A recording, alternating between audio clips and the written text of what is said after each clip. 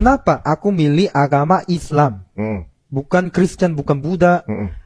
Walaupun aku sebenarnya punya nama Kristen juga. Awalnya kecilnya agama udah Islam atau belum? Enggak. Apa? Aku kan nggak punya, orang tua aku nggak punya agama.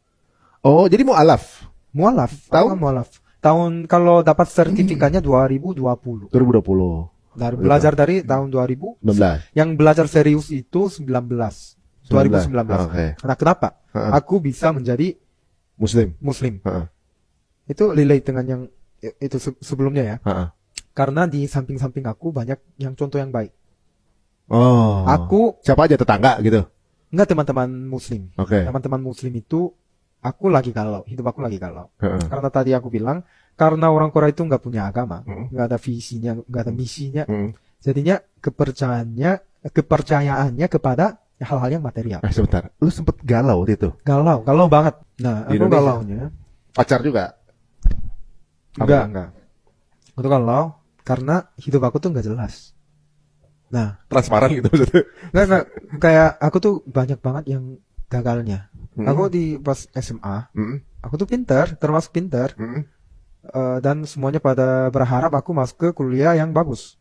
Jadi di situ aku tapi gagal masuk kuliah yang aku inginkan. Nah itu jadi kayak aku nggak mau.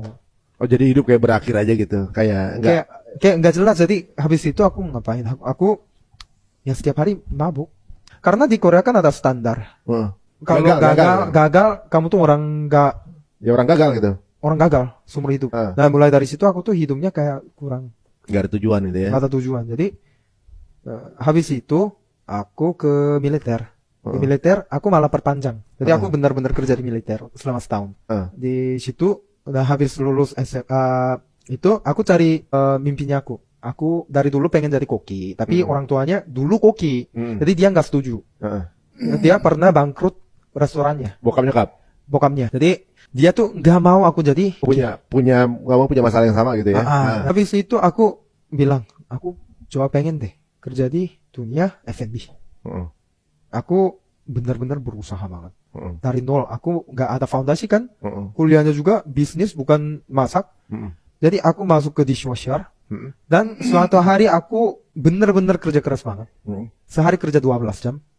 Hari libur aja kalau ada yang butuh bantuan aku masuk. Dan berhasil dalam 2 tahun. Itu cepat banget, termasuk cepat banget di restoran.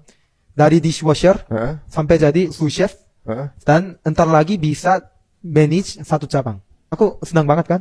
Tapi aku cedera. Cedera apa? Nggak bisa masak. Jadi cedera pergelangan.